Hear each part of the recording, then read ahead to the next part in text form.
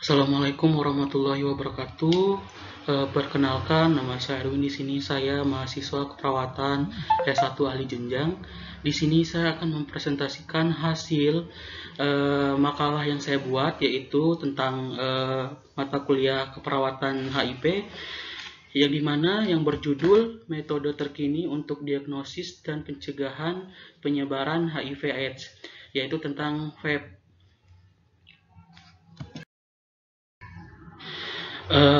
Pendahuluannya itu human atau virus HIV ini terus menjadi isu kesehatan utama masyarakat secara global yang telah menewaskan lebih dari 35 juta orang sejauh ini.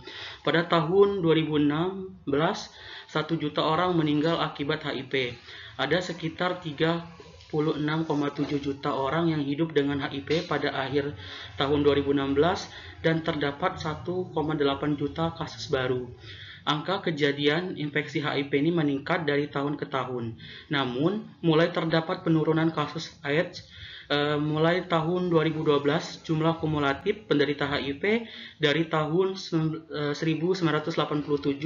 hingga September 2014 sebanyak 296 orang, sedangkan total kumulatif sebanyak 55.790 orang.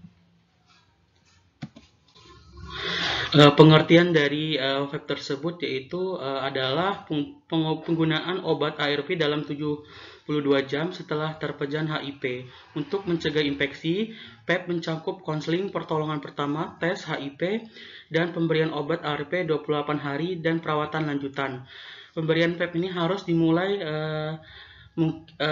dalam waktu 72 jam, namun ideal mungkin setelah terpapar.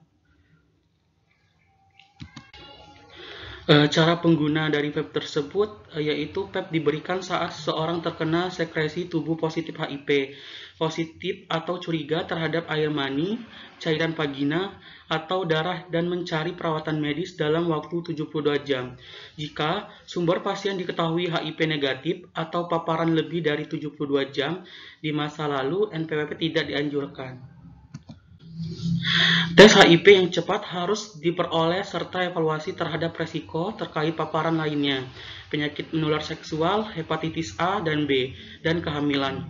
Pemberian terapi antiretroviral perlu dimulai sesegera mungkin, sebaiknya kurang dari 72 jam, dan dilanjutkan selama 4 minggu.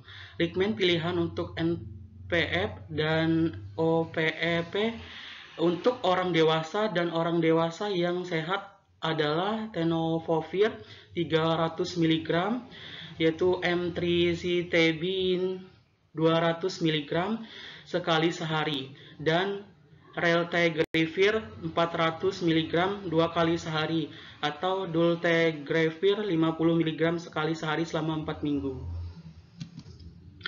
Regimen PEP ARP untuk orang dewasa dan remaja adalah TDF plus 3TC atau FTC. Direkomendasikan sebagai regimen pilihan untuk PEP HIV orang dewasa dan remaja. Rekomendasi kuat, bukti berkualitas rendah. Pemberian LVF atau R atau ATF atau R juga direkomendasikan sebagai obat ketiga pilihan lain PEP HIV untuk orang dewasa dan remaja. Rekomendasi bersyarat bukti kualitas rendah.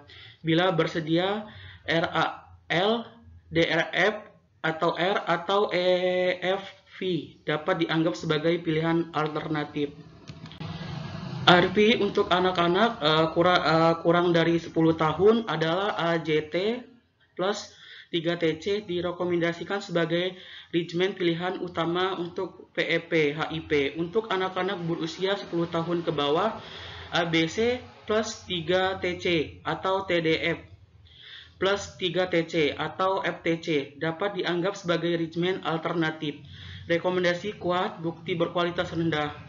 LVF atau R juga direkomendasikan sebagai pilihan untuk PEP HIV untuk anak-anak di bawah 10 tahun. Rekomendasi bersyarat bukti kualitas rendah. Regimen alternatif yang sesuai usia dapat juga diberikan antaranya ATF atau R, AL, DRF, EFV, dan NFP.